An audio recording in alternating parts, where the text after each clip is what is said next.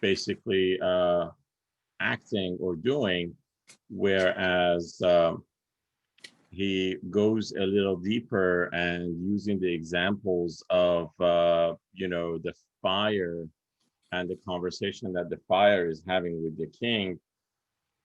He starts talking about the fact that yes, every element in this world is praising God and having that sacred connection between themselves and the Almighty. Another thing that Rumi also wanted to, emphasize on this is, you know, hello, Mori. Another thing that he wanted to emphasize is the fact that this world is basically, he uses the example of a kid being born from the womb of his mother. And what he says is that he uses that example that as soon as, I'm, when I wanted to be born from the womb, I was very upset and I was crying and I was not happy about it. But as soon as, I came out of that world, I realized that this world is a much better world and all that. So he used that example for us as well. Just real quick, if I were to go through it, I think um, if yeah, so it says, when you gave birth to me, I saw my tomb. How much I feared I'd fall down from your womb. And then it says, I've seen a world without a trace of death. All atoms here have Jesus' pure breath. A world that is dead in form, but lives in essence, while that world lives in form, the realm of transience. So he is trying to start these kind of shifts in our thought process as to start, putting together our thoughts in such way that it says there is another world, which he believes that that is the truth, and we are what we see here is a projection of that, and of course, once you reach the truth, you are, of course, much more comfortable, much more happy, and you see clearly how things are and so forth.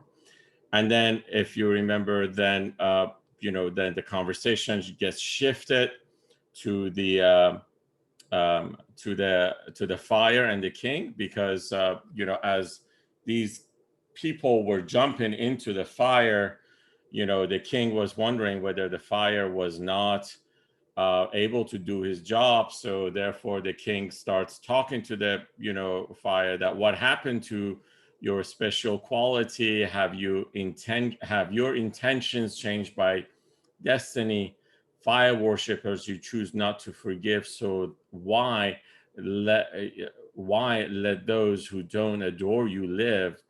And then he's like, um, have spells been cast, or is this sorcery? Is this unnatural outcome, fate's decree? And then the fire answers, and he says, I've not changed. Come in and feel my heat, if you want to see what I do. And this is the place where Rumi is trying to now start, he wants us to start shifting our thought process. The fire says, my nature and my essence stay the same. As God's own sword, I slash when he takes aim. So I do what I need to do when God wants me to do what I gotta do. And that is basically is that's what then he's bringing the um, conversation to the very area that we are completely blind to and we can't see, which to us this doesn't make sense. And I've got to be again, Um, my famous line that, in a few weeks you guys will also read another, other types of words. Last night in the Farsi class, we did go through a session where, he's talking about the fact that our mind is not a complete essence, is not something that's complete. Our mind is only completed when we are connected to a, full whole, mind, which in this case the connected souls and the, complete beings are the ones who actually hold that, and the only reason that they have that is because they're fully connected with God. And then he goes on to tell us that if the fire in your nature makes you grieve, remember that it's only by God's leave. If the fire in your nature gives you bliss, the Lord of faith has filled your soul with this. When you feel sorrow, beg forgiveness, friend. He sent grief as a means to a good end. And this is an interesting, you know, uh, outlook. And he's, like I said, he's trying to get us to shift. What he wants us to do is that everything that happens to us, whether it's a sorrow or whether it's happiness, he wants us to look at it as something that's God given. As God gives this to us, it is for our own benefit. So if it is something that is, making us sad, or if it's something that actually making us happy, what he's trying to tell us is that you've got to look at this from perspective of, how is it that it's going to make you better. And he also goes on to say that earth, water, wind, and fire, which are the four elements that he says that everything has been created from, his faithful slaves. Alive with him to us seems dead as graves. So basically, again, it's definitely his look into uh, how the world is. He sees the world as this giant, um, a mass of conscious and talking beings. I mean, he sees that, and therefore he's trying to kind of give us a glimpse of it. And then,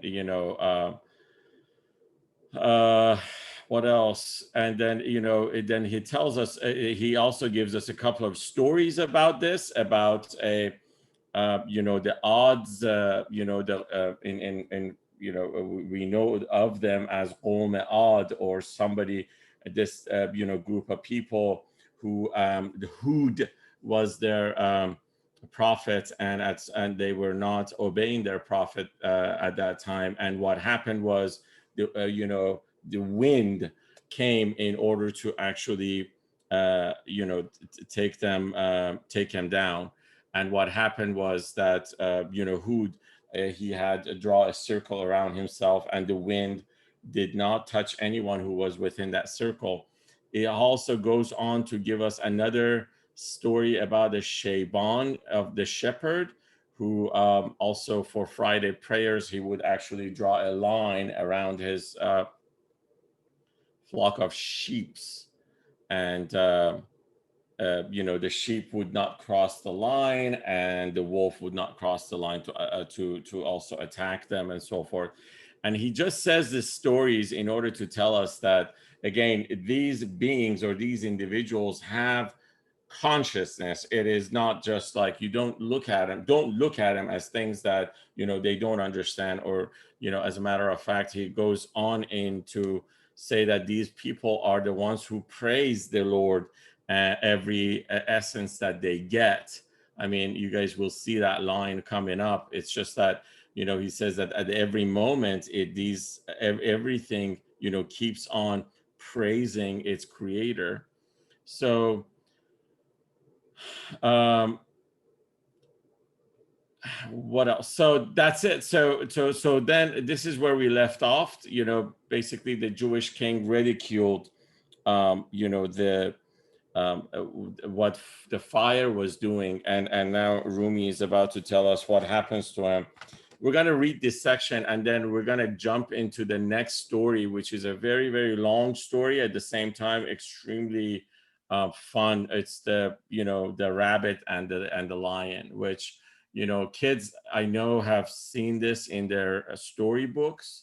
I know all around the world this story has been around. I certainly know that, it's I've seen it here in the US and also in Iran, and I'm sure elsewhere. This story has been, uh, basically it's been translated and put together and all that. So we're going to get there very quickly, and we'll go from there. So the Jewish king ridicules, denies, and refuses to accept the advice of its own elites. The king saw all those wonders, but did not, but mock and deny what they all taught. Advisors warned, don't push the limit, king. Don't ride too far, your steed of quarreling. He cuffed and locked them up immediately, and then continued with his tyranny. At this point, all the people heard a shout, "Stop, dog.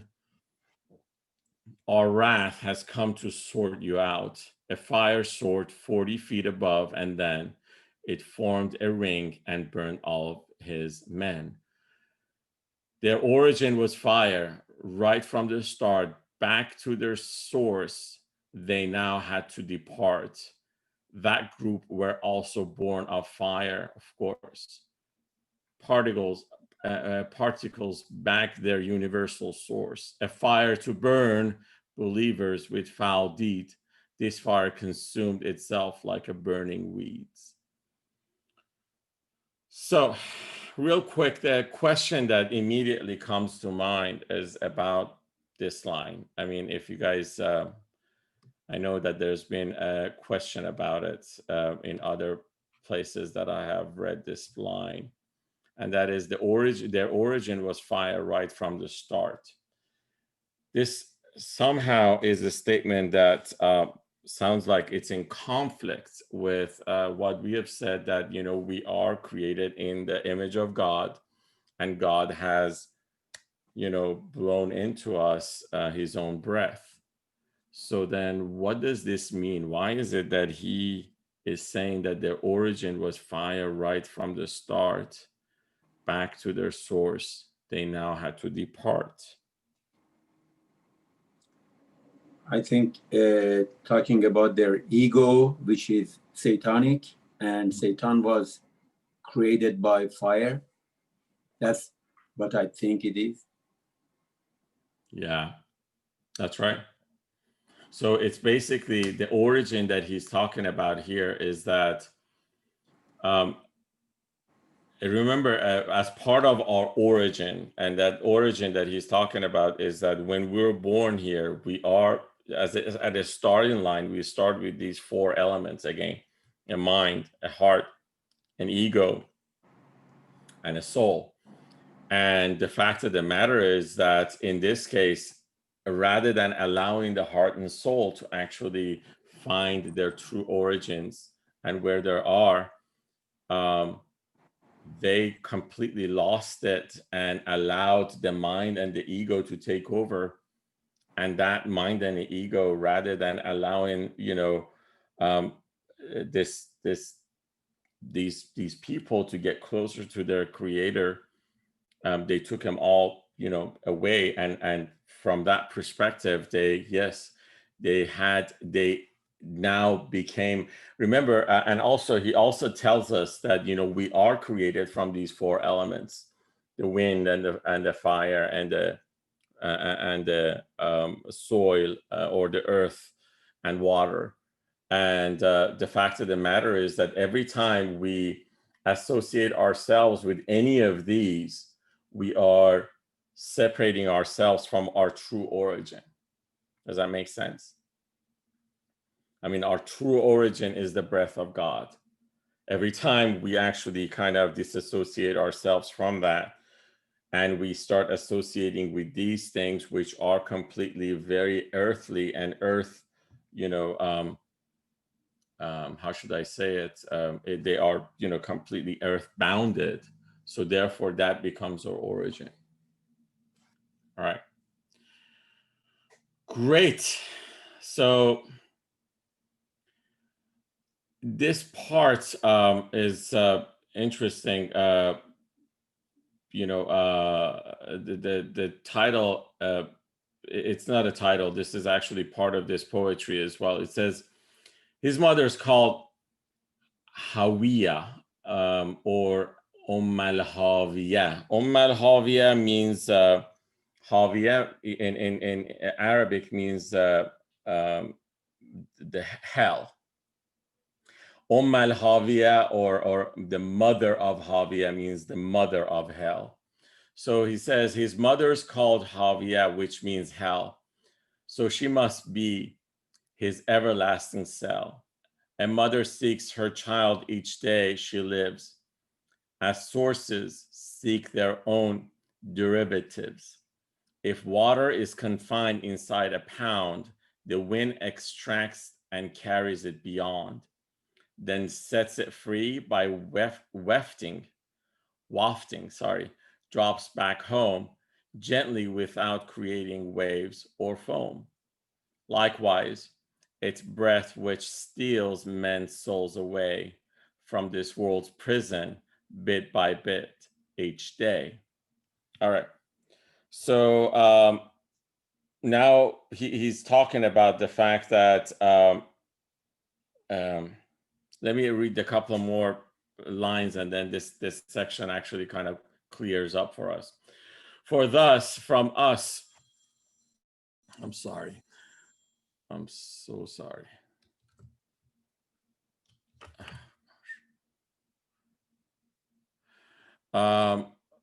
So he says, for thus from us sweet perfumed words shall rise to places known alone by God and the wise. Our breaths are granted leave selectively, gifts for the realm of his eternity. Rewards for good speech come down to us then, twice over mercy from God to good men. Then he entrusts us to exemplars so his servants can receive what such men know. These breath ascend and grace comes down from there. May you not cease from doing your own share. These are some Arabic lines that it's italicized on this text, as you can tell. I'm just going to have to give you guys the just the translation. That I mean, the translation itself kind of tells you what it is, but what he's trying to tell us in here is the fact that when he's talking about us going back to our fiery origin, that means that as we have lost our connection with our true sense and our true self, in a sense, that is when we choose that mother, which is the mother of hell. And for that matter, then we basically seek comfort every time that something happens to us, to our mother. So everyone who who's got a child, that every time a child is discomforted, they seek comfort as they approach their own mother. Now he says that we do the same thing. If we don't realize who our true mother or our true creation is, or our creator is, every time something bad happens to us, rather than going to our true creator, we go through what we think is our creator or our protector. And in this case, most of us, what has happened to us is that our mind and ego is what has been protecting us for the longest time so far. And in this case, what's happening is that as soon as something happens to us, we seek our mind and logic, and we seek our ego in order to guide us to actually make the right decision. This is something that we just do on a daily basis. I mean, we do this. We do this on our daily lives. And in this case, he's saying that every time this happens, um, the connection gets stronger, because as you seek your mother also seeks you. So therefore, this connection between you and in an example that he has given us here, the mother of form of fire form is what is seeking us, and we are seeking that as well, which is completely a bad choice. But we don't know it because, again, we feel comfortable. We have done it in the past. We feel logically compelled to do the same thing again. And it's hard for us to break away from it. Okay. So then he says that, everything, then that's how that fire becomes our nature. That's how we kind of transform into that nature, because we are accustomed to it and we feel it on constant basis. And again, we seek comfort. And then he goes, all right, yeah, this is what happens. And uh, but what he's like, in the background, what's happening, that's the example that he's given us regarding the water that is in a pond. So it's like, the fact of the matter is that regardless of how you encounter and deal with your ego, you are slowly going towards your origin. And this is basically when you guys have heard this, that with every breath, with every day, with every minute, we get closer to death. And death is basically an instant that we can realize. And at that level, at that time, this is when we actually go back to our true origin, and we realize that we were hanging on to something that was not our true origin. So he's using the example of how the water leaves the pond. As far as on a daily basis, it starts kind of evaporating and all that, just like how our soul starts leaving our body, okay, on a daily basis. So it's like, we better realize this, that this is something that's happening to us, whether we like it or not. So we better realize this, and we better become, I don't want to say accustomed to it, but we have to kind of, be like, yeah, this does happen. And sooner than later, we become conscious of it, and we become, we connect ourselves with our true self and true origin. And I keep using the two words, the true self and true origin. Am I giving anybody any sort of confusion with using these two words? So true self basically is the fact that we all are, our self, us, is something that has been given to us by God. So the moment that we understand our true self, that is when we have also realized God within ourselves. Are we good on that? You guys are awfully quiet today. Did you guys watch the debate, and the debate was that bad? Yeah, we're listening to you. I get it. No, it's just that, all of a sudden it's like, I cannot go on this long without anybody asking questions. All right. It's okay. So I just want to make sure that, when I use the word true self, we're not, confusing each other. It's true self is, again, it's our self. It is, but it's different than ego. It is not ego. It is the self that actually is within us, and it's given to us by the breath of God. Okay.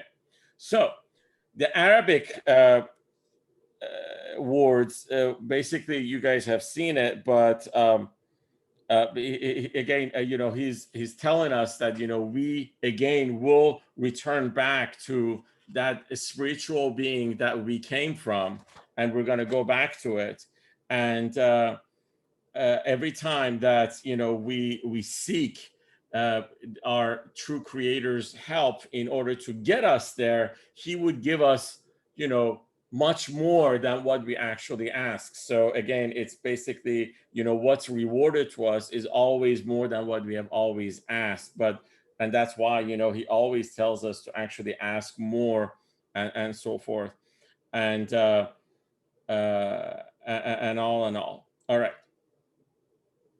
Then he says, let's speak in Persian. After he says it all in Arabic, he's like, I got to say it in Persian. It's Is there any, like, why was it in Arabic? Is that a well-known quote? so the one explanation that I heard once, because he's got, so you remember, he comes from Balkh, which is where Afghanistan is today.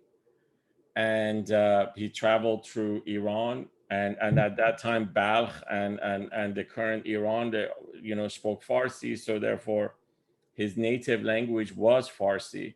However, his was very fluent in both Turkish and Arabic, and it's all about, apparently it depends on the setting that he was in.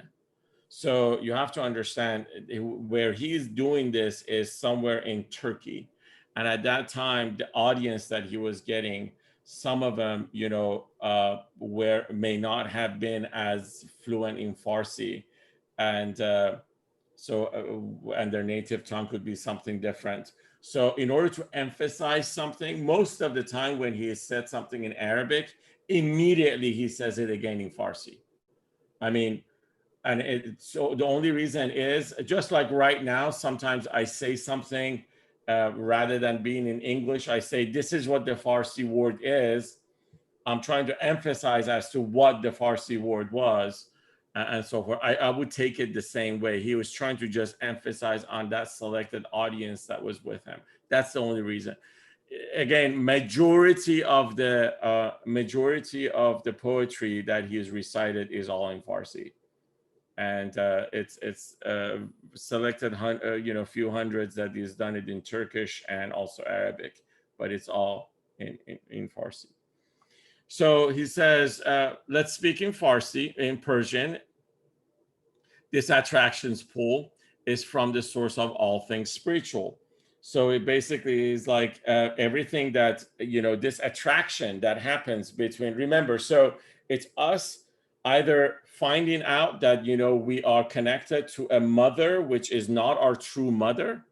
And the attraction to our true mother is something that it's the source of all things. And that's how we all of a sudden get attracted to it. The eyes of every group look to that side where inner cravings might be satisfied. So basically, he's like, every group, and in this case, this is every group from any belief or religion, they look into that side. He says, remember, he keeps on emphasizing that there is a what should we call it? There is a union among all beliefs and religions. He doesn't see them different. He all sees them at one. He believes they all knock on the same door. So the eyes of every group look to that side where inner cravings might be satisfied. For each one seeks another of its kind. The part pines for the whole, you'll always find. So then again is like we keep asking for it because we are of that essence. It's the same essence of us. It's our true essence that we're seeking.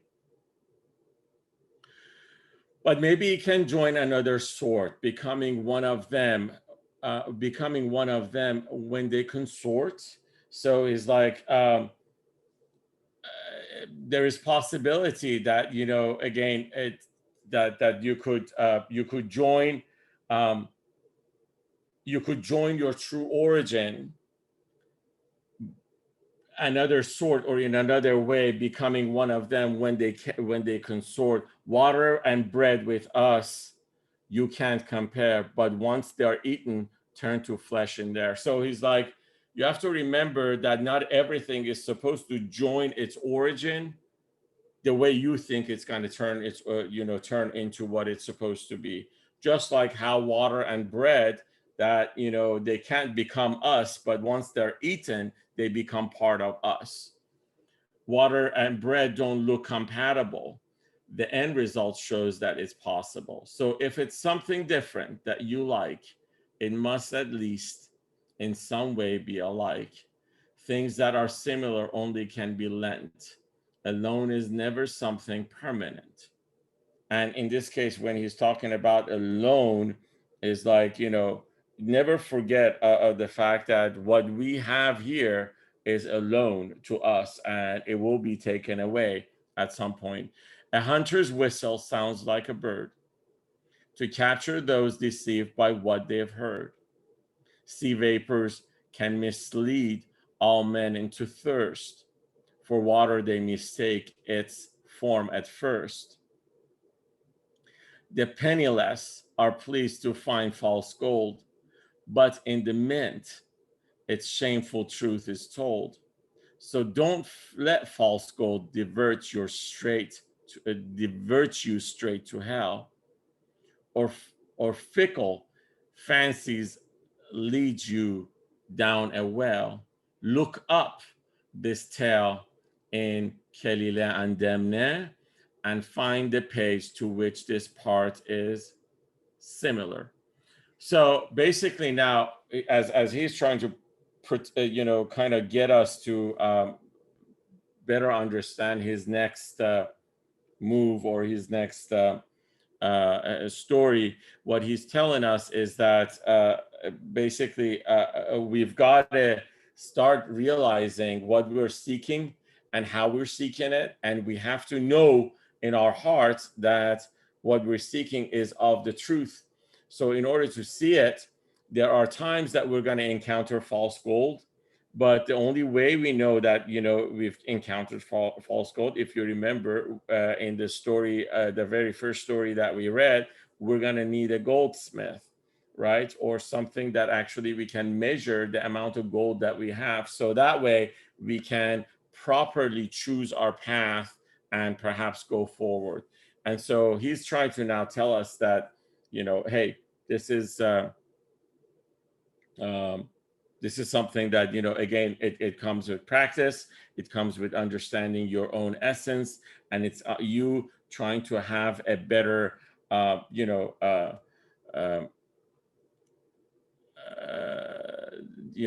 touchstone, and you know, in order to measure what you have, or what you can, what you actually, what jewel you truly actually have.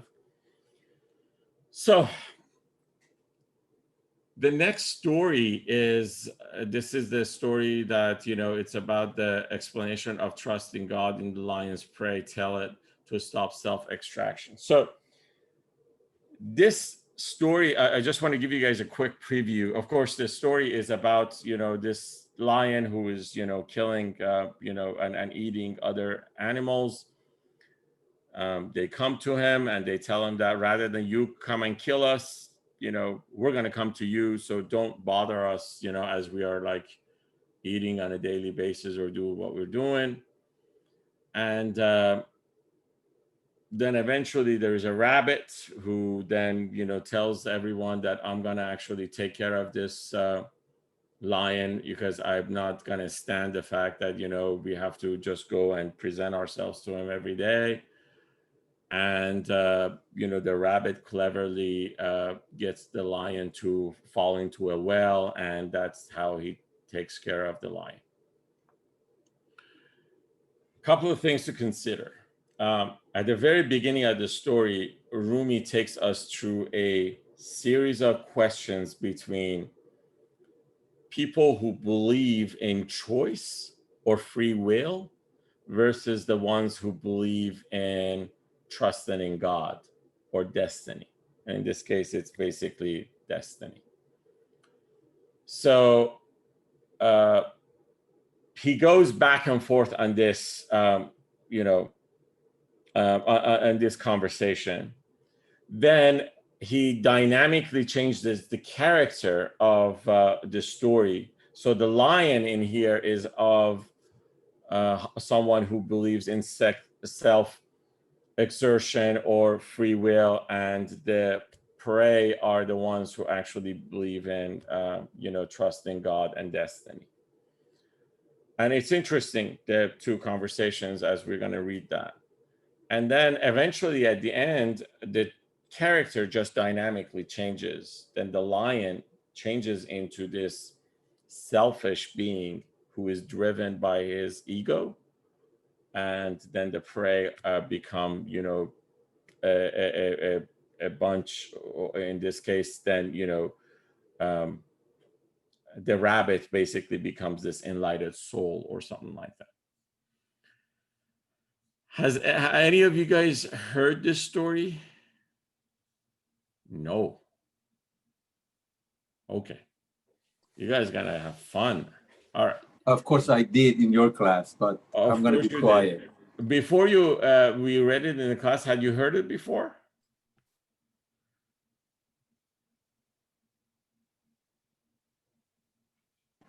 Yes, in another Rumi class 15 years ago. Okay, so you had heard this. Okay, very good. Yeah. All right. So let's go and let's see how this thing manifests itself. So, explanation of trusting God. The lion's prey tell it to stop self-exertion. Once in a valley, all the beasts ran scared. A lion preyed on them, and none were spared. It used to hide, then pounce and seize its prey. That's why they couldn't face another day. Once with the lion, they agreed a deal. Each day will satisfy you with a meal. But you must not attack us anymore. This means our grass won't taste bad like before. So basically, the prey are the ones who are like, don't bother. I know you're going to kill me, but when I'm eating, don't bother me. Let me eat. You get that? All right. So how a herd killed the, okay. All right. How, no. So the lion answers its prey and explains the benefits of exerting oneself. So the lion said, all right, if you're sincere, but I know every trick, let that be clear. Men's scheme have ruined me. I've made mistakes, been bitten by men's scorpions and their snakes. One's carnal soul that's hidden from our sight is worse than them in scheming and in spite.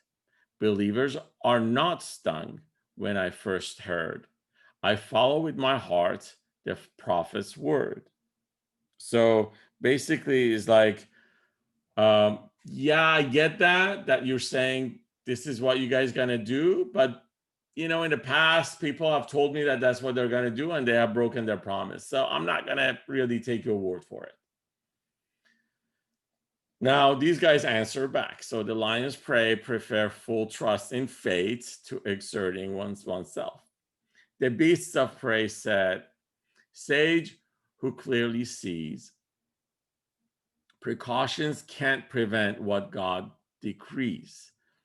To play safe just means extra bother to have trust in destiny. That's the best for you. Don't wave your fist at fate and shake your head, in case fate picks a fight with you instead. With God's decree, be dead just like a pawn. Protect from the Lord of every dawn. We're good so far? So they basically came back and said that, yeah, it's better for you to just trust in God, that God is going to provide you what you need to be provided. And, in the presence of God, you're supposed to be dead. And being dead means like being completely empty of oneself. So it's like, yeah, that's what we believe, that's what we believe in, and you should believe in the same thing. So the lion prefers exertion to effort to trust in faith. So the lion said, if trust will guide, okay, but effort also is the prophet's way. For once, Muhammad firmly clarified, trust God, but still make sure your camel's tied. This is actually a word of the prophet. So when a camel is when a camel sits, if you tie its knee, the camel can't get up or run away. So that's how they would make sure that the camel would stay where they are. All right. And this is actually a expression also in Farsi as well, that, in order for, yes, tie up your camel's knee so that you don't have to worry about anything. You do what you have to do at the end of the day. So trust God, but don't forget you must. So God loves the ones who earn. So I urge you, trust God, but don't forget you must act too. And again, this is the lion coming back and basically telling everyone, and this is true. Again, this is also in some people may come back and say that Rumi only wants you to be completely free of all sorts of belongings and all that. Rumi doesn't really say that you should let go of all of your belongings. And Rumi believes in the fact that you businessmen and bazaar and the trades and all that stuff. What he tells us is the fact that we shouldn't have any attachment to it. So attachment is what actually is dangerous for us. Okay. So far, that's the back and forth. And now the prey comes back and they start a very, very heavy argument. So the lion's prey prefer trusting God over exerting oneself. Now, they said, but trying to earn means you're weak. Birds say such bites fail no more than once speak. So saying that every time that you're trying to, how do you say it?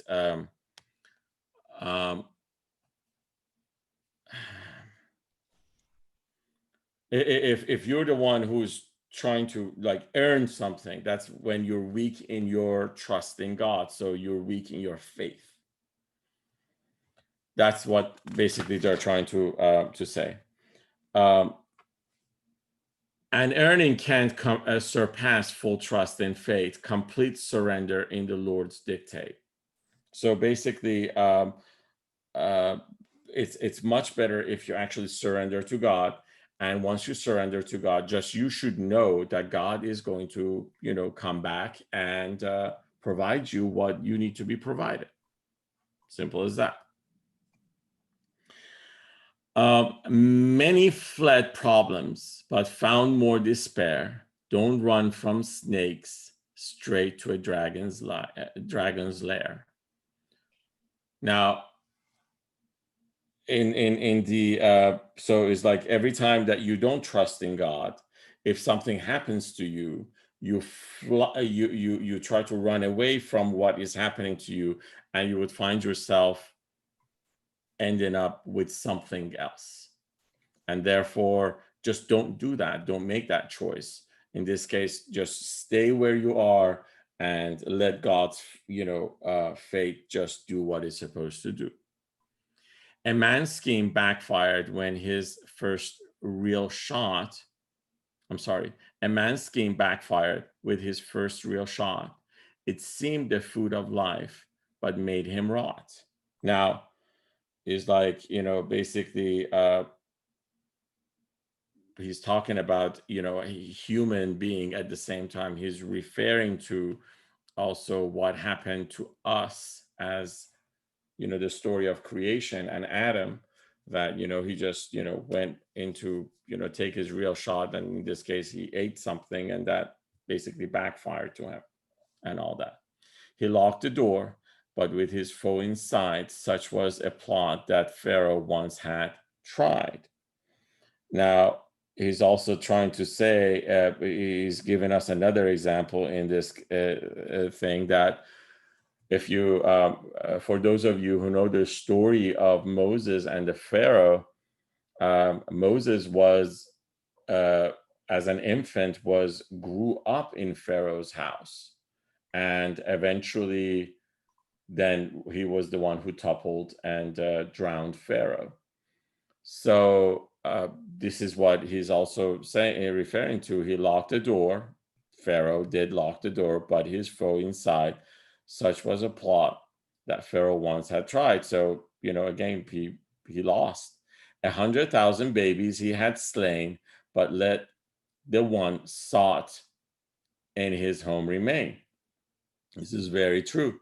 So he was told that there's going to be babies that are going to be born. There's a baby that's going to be born at this specific time, and this baby is going to take you, and your world upside down. And he killed a lot of babies, but in this case, there was one that was in his own house, and he kept them, and that was it. Our vision has such flaws to end your plight. I cannot pronounce this. Annihilation. I can't pronounce annihilate. Annihilate. Thank you. You know what I'm talking about. Your vision in God's sight. So in this case, is saying that every time that your vision with a flaw, so the flawed vision that they're referring to in here is the vision of you being trying to change God's destiny. And if you're trying to change God's destiny, it's just not possible. So you can't fight that, and that is the bad. That's a bad choice, and yeah, we shouldn't take that. And that our sight for ours, what a terrific swap. With his sight, your fulfillment will not stop. And he's like, our sight, and he's talking about our eyesight, is the eyesight that has got a lot of issues. Remember, Rumi wants us to actually find a different vision, a different vision, an inner vision from our heart. And it says, our vision has such flaws to end your plight. I'm sorry, our sight for ours. What a terrific swap. With his sight, your fulfillment will not stop. And if you can actually see the world through the eyes of your beloved, in this case, if you can see the world through the eyes of God, then you can actually see everything and anything that is happening to you. Until a child has learned to walk, he must ride father's shoulder, placing there his trust. Again, another example. Now remember, this is the Pare who believe in God's destiny. They don't believe in free will, and they're just trying to give examples after examples. Why is it that this lion should not exercise his free will? And they're saying that we are like this child. So until a child has learned to walk, he must ride father's shoulders, placing his trust. That's why, and again, the child is again us that they're referring to. If he impatiently sets off alone, he'll end up wretched, bruised, and on his own. That's true. You guys, I'm sure, Sonny was saying that, I tell my children, don't kill yourself. Don't kill each other, and don't burn the house. So again, that is basically what Rumi also tells us. All right.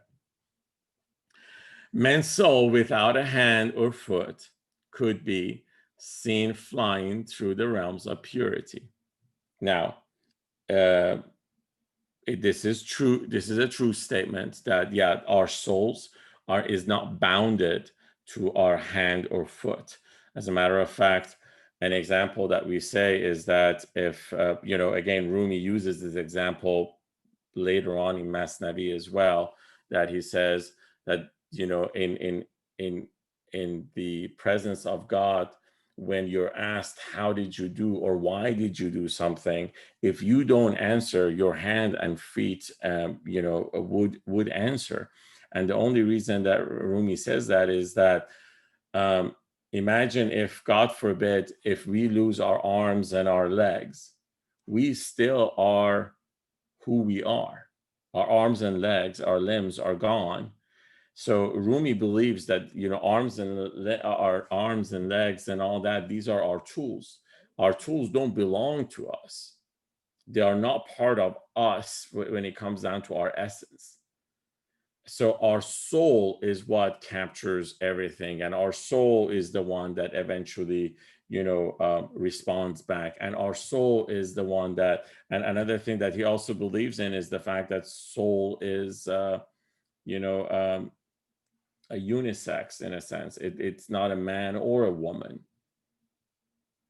Okay. So realistically speaking, the fact of the matter is that once we're born, we are born into a form, and that form has given us the, our being of being a man or a woman. But realistically speaking, that's it, nothing more. So a man's soul without a hand or foot could be seen flying through the realms of purity. But when God told them, go down in your cage, and cage in this case is referring to our bodies. When God said that, hey, you got to go to your cage, they were entrapped again by lust and rage. Of course, what happens is that when we come to our bodies, because our bodies are a needy essence, and our body is initially very much driven by the ego, and ego is responsible for protecting the body. Therefore, it traps the soul, and it then starts, exerting all these feelings to it of lust and rage. We have these feelings, and these are real, and it's just part of us. We're children of Lord who want love's milk. Men are God's family, though not his ilk. So it's saying that, we are, we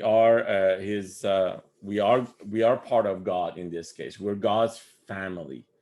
That's how the translation is. But, when I'm looking at the Farsi words, what it is that what he says is the fact that, we are basically very much connected to him. We are connected to his will, and therefore we're part of him. And there, and remember, again, I want to remind you guys that these are the people. This is the argument of the people who say that we don't have any choice in this world. We don't have any free will. Whatever has to happen to us will happen. So therefore, I don't have to bear responsibility for it. If he can drop the rain down on your head, through mercy, he can also bring you bread. And finally, their explanation is the fact that if God can give you rain, he also can give you the bread that you want. Now, again, going back, I want you guys to remember, it is a conversation between the prey and the lion. The prey are the ones who believe in total destiny and total submission and the will of God. And lion comes from the school of free will and exercising your free will in order to get what you want. I believe there's got to be questions here. If you guys stay quiet, I'm gonna literally freak out. And Rasul is back. He's now, he's left the world of politics. Yeah, he made his mind. He want to vote Biden, but Vice President Pence. All right. So, does this make sense? Is this something that have you guys experienced these thoughts? Does this make sense?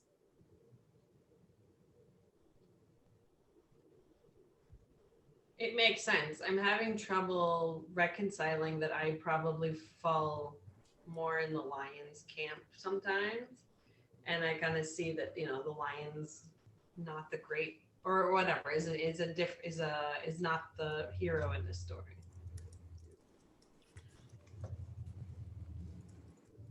Okay. By the way, Is the lion not the hero? I missed at something. the Sorry, I begin- got. well, I'm not making any choices here right now, and I'm Yeah. not asking you guys to make a choice, by the way. So it's interesting that both Aziza and Maury said the same thing almost. That, Because you I'm know, I'm with her. I fall more in the lion's camp too. So, so but okay, yeah, I have so to agree with her. okay, so what's the Lions camp? Can I just hear you guys talk about it real quick? So that means the text, like it's the like, you know, I've heard the thing many times, the saying of the prophet, peace and God's blessings be upon you, that you need to tie your camel, and that even like you should be planning, that you should be aware of God and in God's presence, and you should also take care of your affairs. Okay, very good. All right, sounds good. Sounds good to me. Have you guys met people who believe this? Who believe in predestiny instead of free will? Exactly. Most people I know are they're sort of in between. Yeah, I guess this is two extreme cases, and very, very, very few people are so extreme. I guess everybody has a percentage of each, different decision of each, but two extreme case that one way or the other, I don't think it is feasible. And even if initially or theoretically you start believing in practice, you realize that it is not. And then you realize the concept of these two. I don't think these two concept is meant to be one or the other. You need to try your best, yet submit to God, submit to outcome, whatever it is.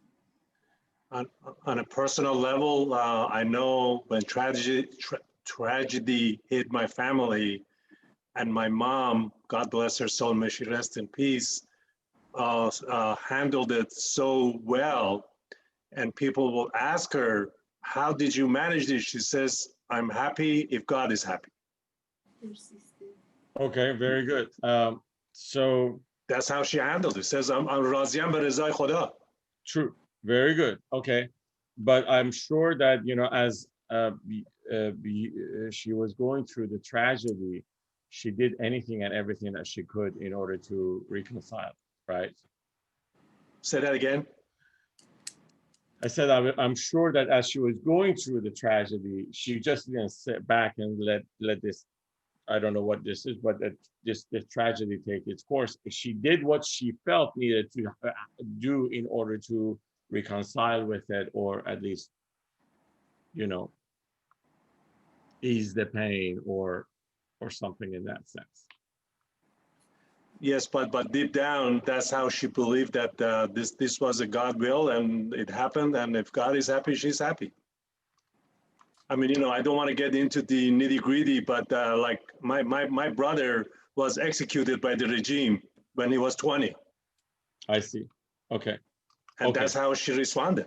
Well, exactly. And in this case, yeah, she has two choices, right? She still exercised the choice. She could be all, you know, bitter about it. Or she would come back and say, this is God's will, and so forth. Yeah. All exactly right. Yeah. And I'm sorry to hear that happened to you, by the way. It must have been very difficult. So what Rumi wants us to fully understand this notion of choice versus free will, because I mean, I'm gonna just throw a wrench in here.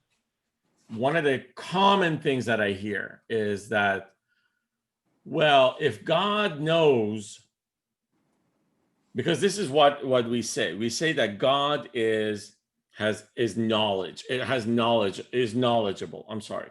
So Alem, this is one of the names of God, that he knows. He knows what's going to happen tomorrow. He knows what's going to happen to me. So if God does know what's going to happen to me, then how do I exercise free will in all of this? This is the wrench that I had to throw in to now, because Rumi is trying to explain that for us.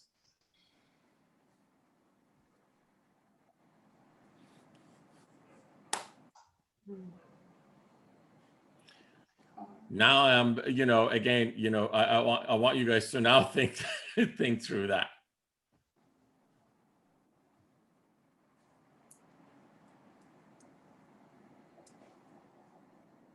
I mean, obviously, no one's going to believe that you're just like, what will happen?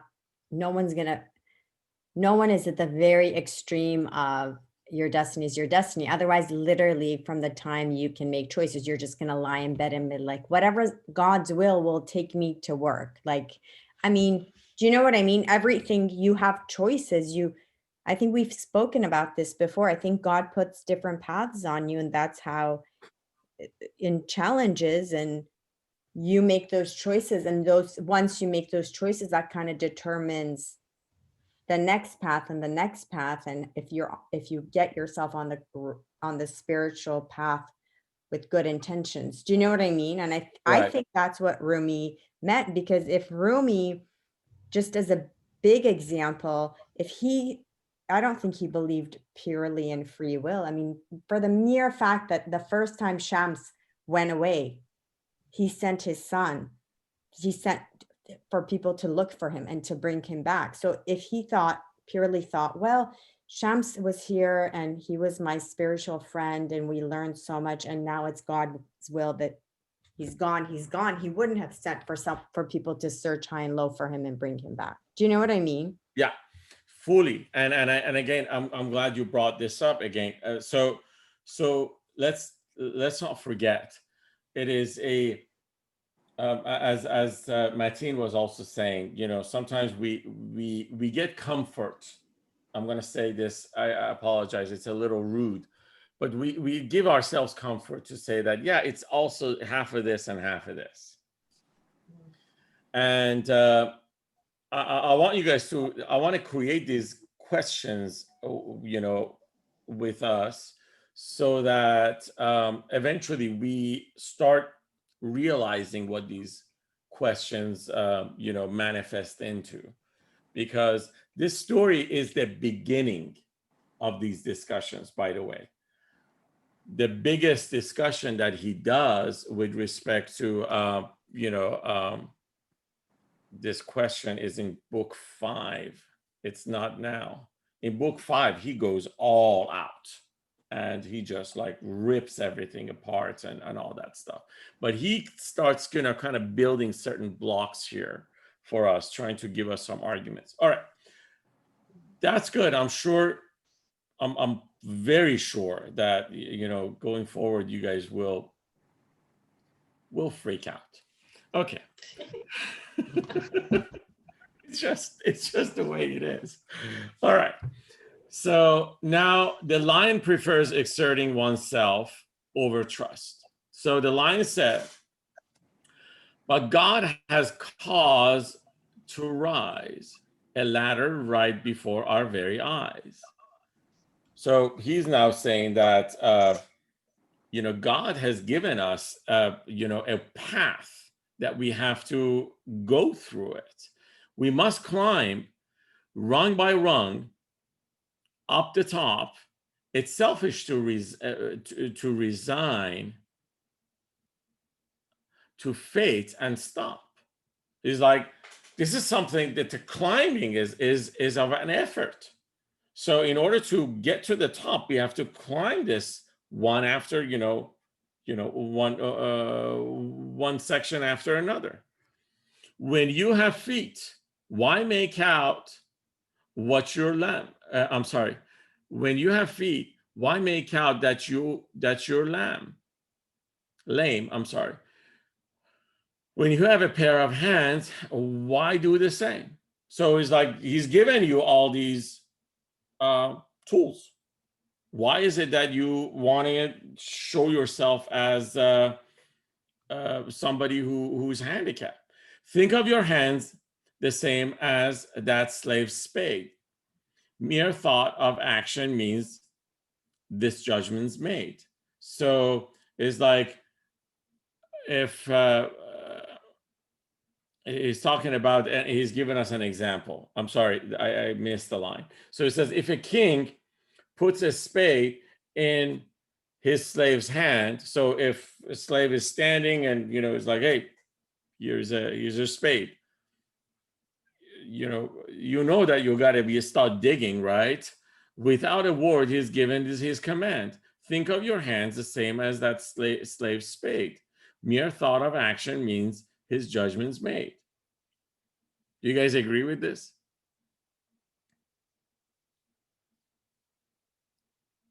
Not necessarily. When they hand you this spade, that doesn't necessarily mean go digging. You could be going to fight somebody with it.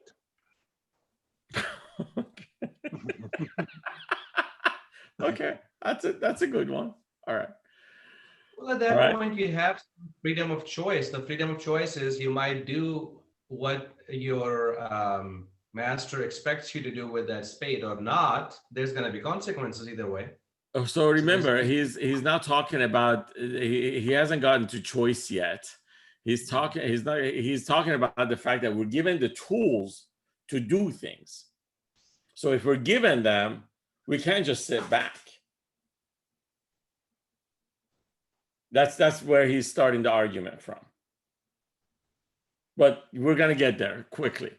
So act on his signs with heart and be sincere. And then their truth before you shall appear. So it's like, so again, if you start acting on the signs of your creator or master, eventually you know what you're supposed to do. He's giving you bits and pieces. He'll give you hints of secrets that he masks. Lift off your burden, give you other tasks. If you consent, then you'll be carried through. If you accept, you'll be accepted too. So in this case, it's like, basically, we have consented, believe it or not.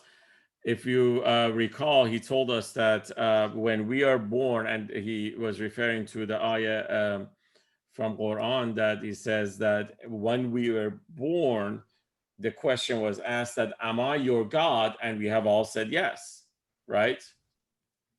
The whole notion of, if you remember, alastu berabbikum.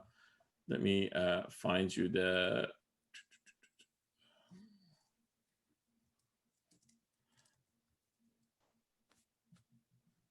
is Surah Al-Araf, and let me get an English translation here real quick.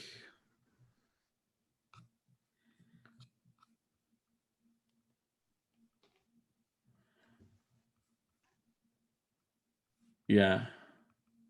So it's talking about, and remember when your Rab or God took from children of Adam from their loins, their descendants out of their backs. So in this case, it's talking about the seed of humans, and made them testify of themselves, saying, am I not your Rab or God? They said, yes, of course, we do testify. So that's what we've said. This is what, again, Rumi is trying to get us to recognize, coming back to, again, this argument that he's about to unleash upon us. So he's like, act on his sign with heart and be sincere, and then their truth before you shall appeal. He'll give you hints of secrets, and that secrets that he masks, lift off your burden, give you other tasks. If you consent, and we have consented, then you'll be carried through. If you accept, you'll be accepted too. Become his spokesman, follow his commands. The union that you seek, you'll reach as planned. Exertions thanking God for strength to act, while fatalism spurns it. That's a fact. So it's like every time that we actually exercise our free will, we are thanking God for getting that from him. And every time that we, and again, you know, he's in this translation, he's using the word exertion, and that's jabr in this case.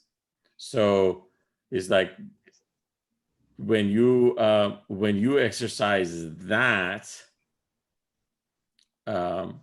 yeah, exertion, thanking God for strength to act, while fatalism, I'm sorry, jabr is fatalism, spurns it, that's a fact. I think this is what the translator is using as the word jabr. Okay.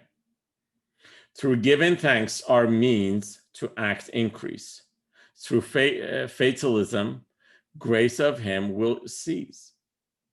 So it's like every time we give thanks, that's, you know, again, you know, we know this, that, and even in English, you know, we hear this many times that, you know, you have to give grace. Every time we do give grace, you know, we get this back, you know, we get grace back from God. We get more from God.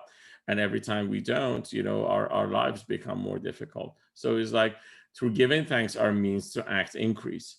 Through fatalism, grace from him will cease. Don't doze while traveling, for if you should sleep, you'll miss his gates and court, and then you'll weep. So he's like, in the path that you are actually getting to, you know, to seek God or to reach God, don't fall asleep.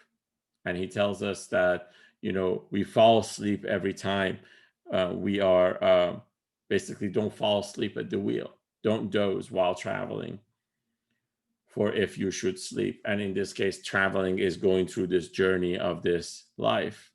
Don't sleep, you lazy brat, so heedlessly, except beneath his own fruit-laden tree.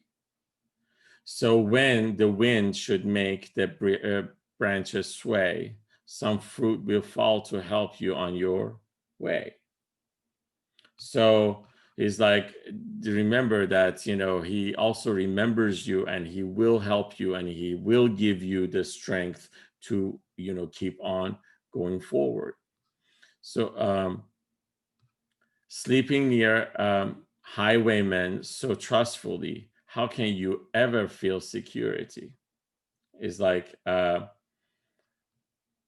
sometimes you, again, he's talking about people who believe in fatalism. He's like, you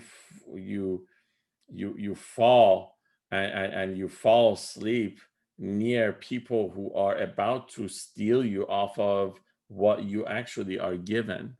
And how could you actually risk it? Don't turn your nose up at his signals, brat. Spoiled women who believe their men do that. So this is a false translation, just to let you know. He's completely missed this one. So let me redo this one. So he says, don't turn your nose up at his signals. So basically what he's saying is like, yeah, don't try to say that I know it, and don't be a fool or full of yourself. So turning your nose up in the first line is correct. Okay. And then he says the second section, when he's talking about spoiled women. That has nothing to do with women. He's like, you think you have found some truth in something, but when your eyes are completely open, you find that it's the opposite. And in this case, the way he's using it is like, you think something is a man, but when you look closely, you realize it's a woman. And that's why, that second line is completely a bad translation. So, the little sense you have will not remain. A head is just a tail without a brain. For such ingratitude is mean and low, and leads you to the fiery depth below. So it's like you need to exercise this free will. You need to exercise what God has given, or else you're going to start kind of falling down or failing through this. Trust God, but also act and not just wait.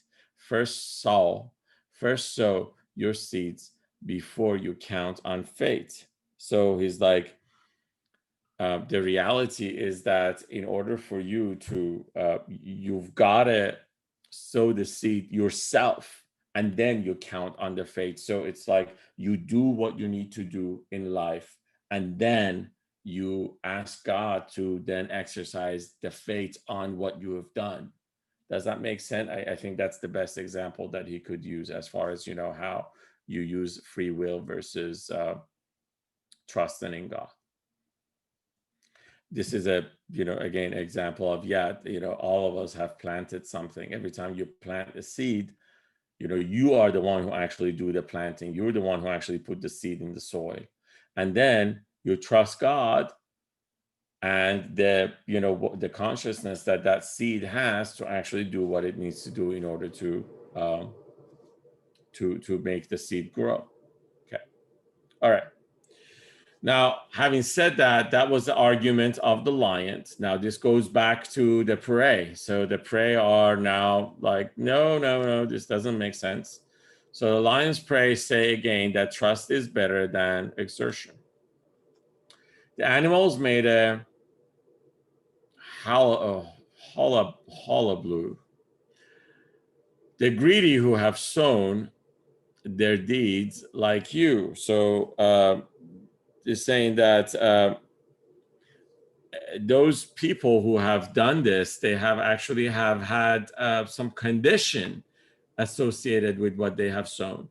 1,000 men and women who have tried from fortune, then why were they all denied? So he's like,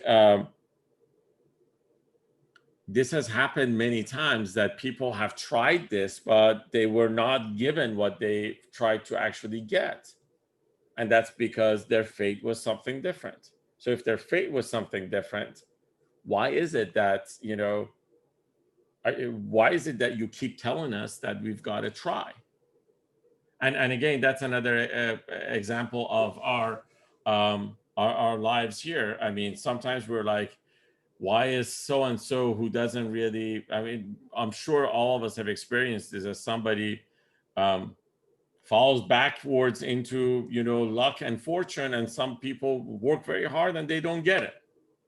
I don't know if any of you guys remember that, Seinfeld episodes. This was something that George said about Kramer at one point. Is like Kramer was at a fantasy camp and George was like, this guy's life is a fantasy camp. He mooches off of his neighbor. He falls backwards into money, and he, dates without even spending any money. So people have to pay money to live like him for a week. So this is basically the reality about life. For countless centuries from the creation start, like dragons who have spared their jaws apart, these clever people plan such schemes at will. So they exercise their will, which lift up mountains from their base, but still, God has described their scheme as disapproved. He's warned the tops of mountains might be moved. So he's like, there's, you know, God has even said that, you know, I'm the one who actually moved mountains. I'm the one who is going to be doing these type of stuff. I'm the one who actually controls everything. Apart from that, which had been preordained, from all their scheming, nothing has remained. They fell from grace and lost the power to act, while God's decrees have all remained intact. So it's like all of them finally basically gave up, except that it was God that actually had remained. Don't think that earnings more than just a name, or that exertions more than just a gain. So it's like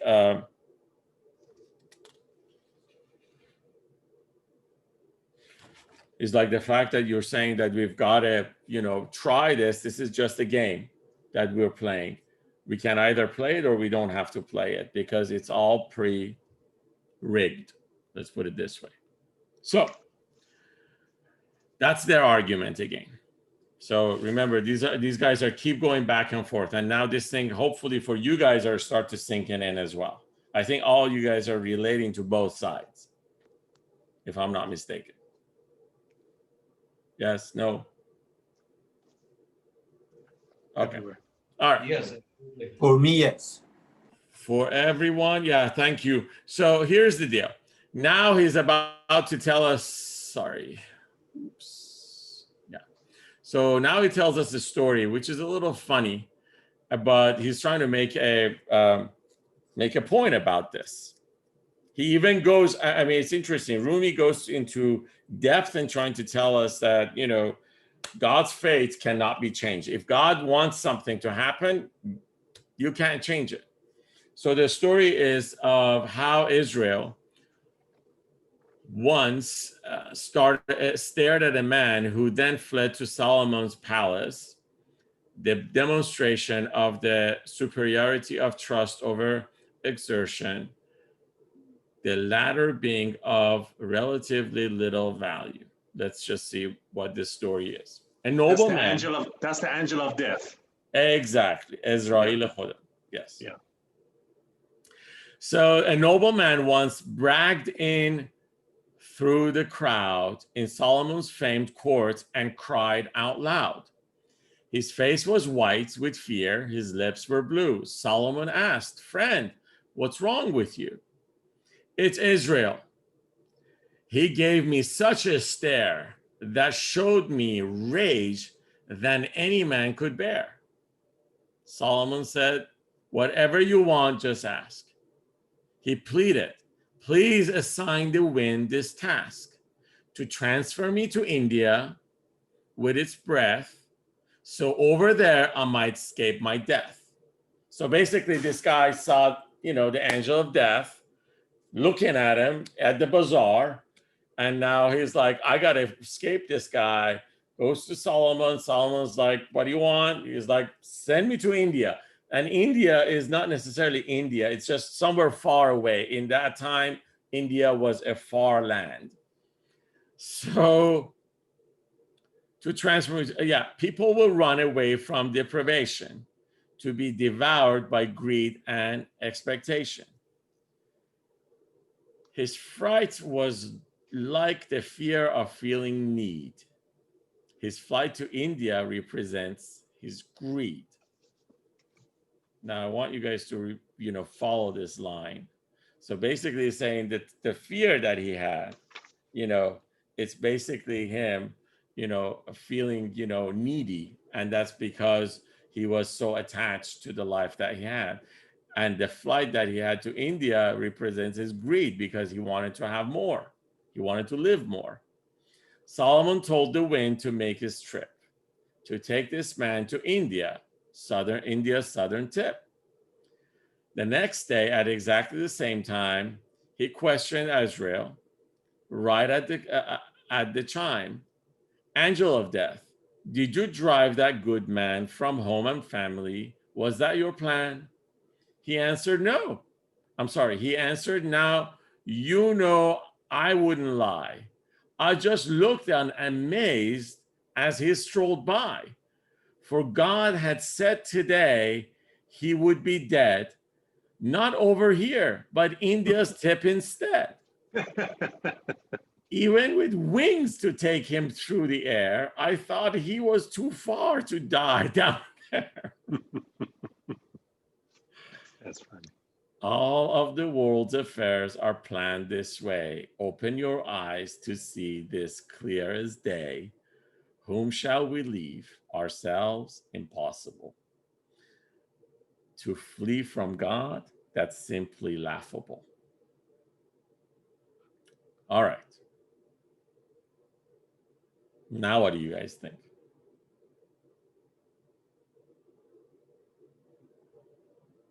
You're on mute, Rasul. He was going to die, and that was his destiny, regardless of where he was going to be. Okay. Very nice. Okay. You can't escape your destiny. So, but where does this story come from? I've heard it before. I just can't tell you where. This I think it is so there is a book. It's that I have to go. The one that I'm seeing the reference in, and I can tell you exactly.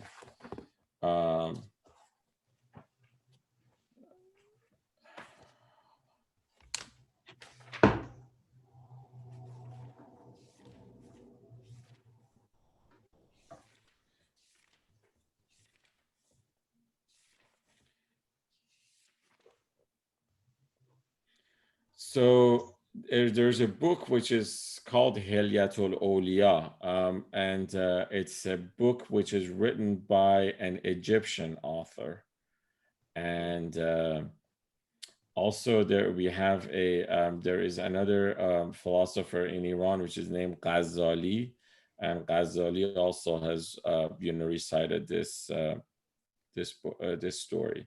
So those are the two areas that this thing has been referred to.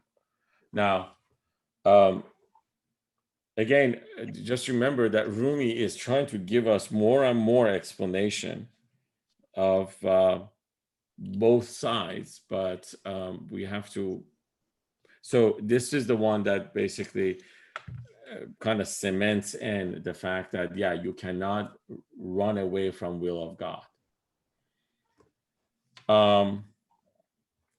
But another small yet important point that I want you guys to remember is that when will of God is exercising, the worst thing that we can do is first to be fearful of it, and the second thing is to actually exercise greed. So that is exactly when you need to surrender. And I think, just using Rasul's example of his, beloved mother, that's exactly what she did. She actually exercised, a very greedless attitude towards it. So it is important for us to know that will of God is something that we see. For instance, right now, with what is going on with COVID in our lives, that is will of God. It is happening, whether we like it or not, whether we say there is a vaccine or not, whether it's a hoax or it's not, and all that stuff. The fact of the matter is that we can't change how this thing is going apart. However, we do have choices to make in order to actually navigate through this, because we know that we can navigate through it. So that is the part that we need to be careful about as far as how we exercise free will versus, the will of God. Okay. All right. So the lion again claims exertion to be superior to trust and explains the advantages of exertion. So again, the lion won't give up. He keeps on going at it. He says, the lion said, that's true, but don't forget the works of prophets and believers yet. Now he's also given another example on this side. All their exertions God himself made good, like all the trials and torture they withstood. So it's like basically all the stories that we know of all the prophets is the fact that as they were going through this, the prophets, through their prophecy, you know, they were given a lot of hard time, and you know, they had to just, you know, go through the hard time, and that was it. So their plan succeeded. Take that as a sign. What issues from a fine man must be fine. So he's like, if something has been done by somebody who is a fine man, and a fine man here is somebody who is a connected soul, he's referring to. It's like what comes from that must be a fine thing. And heavenly birds they captured with their traps, new virtues made of their own handicaps. So it's like these prophets, they were able to actually bring, you know, birds who were captured, some people who were ready to be captured by these fine men, they were able to capture them and hopefully bring the you know, the imperfection into people into a perfect state.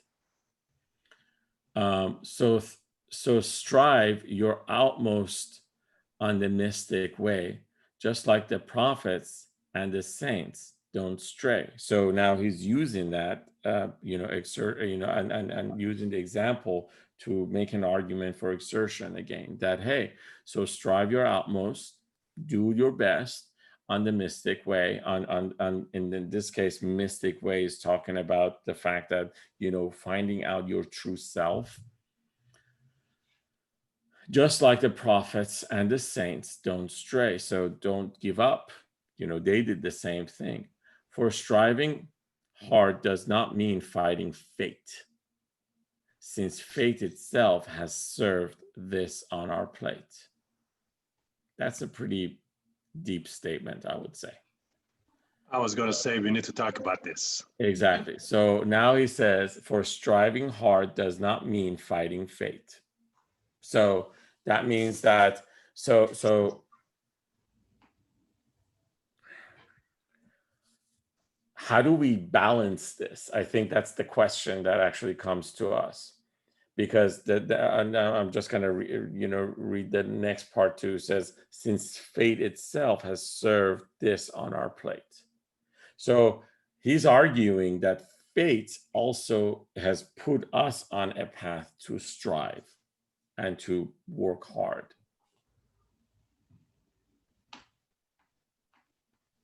Does that make sense? So in other words, if you didn't try to fight it, it wouldn't have been written for you not to fight it. Right. In other words, I think there is a saying in English which says that you miss 100% of the chances you don't take. Yeah. I think that's the best way to look at this. It's basically the fact that every chance that comes your way, you've got to take it, or you have to strive towards what you think is the right path, or try to find it. What's So, the saying, Mohsen, you mentioned? You miss 100% of the chances you don't take. Am I right? Yeah. Or am I wrong? I No, just that's- didn't hear all of it. No, I think you're right, but then do you take 100% of those choices, or do you take? Chances. What? So Chances. remember when they say, like, you know, you got to take a chance. Oh, yeah. So you have a choice of taking a chance or you don't. The ones that you don't take, you miss it. Right. Go ahead. In a cynic way, when I lived in New Jersey, New York Lotto advertising was, you don't win if you don't play. Yeah, see, there you go. So they use the same thing as They well. use the same thing. Yeah. Yeah. So, but again, I want you guys, this is something to this is what Rumi is doing, just to give you a clarity about. He wants you to understand fully the argument on both sides. And in order for us to, I mean, unless we understand both sides of this, we cannot make good choices. So he wants you to fully understand it. That's why he actually gave us the story of the Solomon and the man, because that one is purely on fate. You cannot change somebody's fate. And this guy, you know, his fate, and it's very interesting that we all believe this, I think, that our exact moment of death, that is, you know, that's why we say that there's two things that's guaranteed in life, right? Taxes and death. The exact moment and place of death is something that's written. And we've talked about this of things being written. We talked about this as well, right? The Slumdog Millionaire movie and all that stuff that we've kind of gone through and all that. So things are written, but we've got to, I think this is what he's trying to tell us again, that in order to actually exercise that faith, we have to work towards it. We just are going to have to work towards it. So if the exact moment is predetermined as when we're going to leave this earth, essentially renders all mornings meaningless. Well, Yes. Okay, go. I'm sorry. So no, go ahead. That was, I just wanted to say very certainly that yes, but go ahead. Awesome. So again, everything is written, obviously. Quran said everything is written in Kitab al-Mubin, but do not forget what the Creator created. Everything is created by Creator, including time. So take the time out of it, put the time 0. So everything is flat. So it's written is flat, and then you give it a time, is what we observe, what we practice. So you do have a choice, you do have a free choice, and it is not against written in the book. Once you put the time 0, it's going to be a flat. Have you seen those playbooks for the kids that they open it up, all of a sudden it's a tower and it has up and down, but you leave it down and it's a flat? So think that direction, that it was not any space, it was not any time, it was only God, Yeki Bud, Yeki Nabud. And then he created this space, a big bang or whatever you want to call it. A space appeared and created time. Time appeared. And when I said then and then, doesn't mean timely, all at the same time. It says in the Quran, Kun fayakun. I believe he said Kun fayakun, everything created in a flat thing, and then he gave it time and he gave it space. And you know, again, then doesn't mean then. Then means at the same time. Just think that direction, then everything is going to be solved. Otherwise, you will be confused, and more Mohsen talks, more you're going to get confused. So, well, hold on, but I kind of got confused. Sorry, right now. I just want to understand your comment better. So what you're saying is that what has been written is something that was written prior to us entering the dimension of space and time. there again, with our understanding, yes, because we still say prior, we have a time, but there is no time in God creation. So everything was created and it is there, it's a flat there. Now it's a time that you and I feel yesterday, tomorrow. I see. So what you're saying is that everything has been created. Has been created. And so the creation is done. So what you're saying is creation is done. However, we are the one who start unfolding it as we actually move forward. Well, again, it's very difficult to understand. Has been, is being, will be done is the same. So you have to practice to get that concept of no time, then everything is going to be solved. As long as you think, then interpretation comes that it was done. So, but I think we are living in an illusion in human understanding. So you have to start thinking that what if there is no time and there is no space, and then everything is going to be easier to comprehend. It's hard. It took me a lot to learn the meaning of Allahu Samad. We all know what Qul Huwa Allahu Ahad means, but Allahu Samad, everybody interpreted differently. Allahu Samad doesn't mean really that Khuda bi niyaz has. It means that there's not any two atom, that God is not between the two. So this is God. Everything collectively is God. The creation, you and I. It's just very hard concept. I digest it, but it's not hard. It's hard to explain. Otherwise, you can comprehend. If it is written, then what am I? And then you feel that you have a choice to make, and you make a choice, and the outcome is different. So, Okay. But in Kitab al-Mubin, Quran said everything is written. It said there's not any leaf that comes down and it's not written in that Kitab. So you have to think about this, how you can digest that. If you digest that, then everything else is going to be digested. So, okay. So I have to interject something here. So real quick. And I think I know what ayah you're referring to in the Quran, but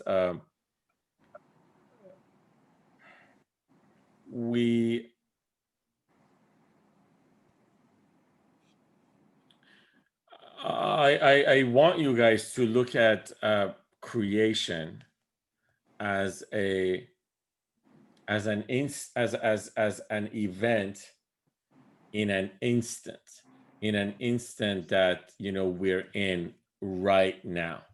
That's what I at the moment until we are so look at creation as something that happens now, because what is happening right now at the moment for us is something that's completely tangible. We feel it, we see it, we can associate with it, and therefore it's something that's tangible to our five senses. I welcome you guys to look further into what Mohsen was saying regarding the philosophy of creation, and from that angle into it. I think as we go further into Masnavi, and also looking into the free will versus the will of God, looking into the both of them is going to eventually kind of this definition will manifest itself for you guys. But There's something just on this subject. There's something like there's free will. It's something ontological, even about in this line where it says, "For striving hard does not mean fighting fate, since fate itself has served this on our plate." So, in the sense that free will exists because God put it into existence, and so it's simply by virtue of by God's decree, we have free will. But right. free will is not separate from God's knowledge. So God wrote everything. It's all in the book. So I feel like there's something about just the definitions of what does it mean to have an act? If you act on something, you're not actually doing it. You're acting, and then God is making that happen on your behalf. So yes, I mean, again,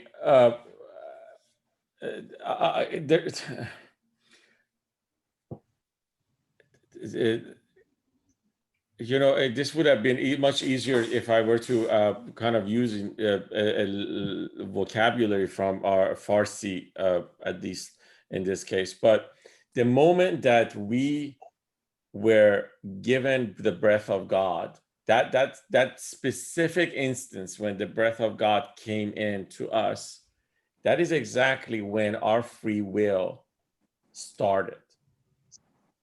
I mean, we can't look at it in any other shape or form. The moment that came in, because immediately when we found our existence and we were born with a self, and that self needed to actually exercise free will.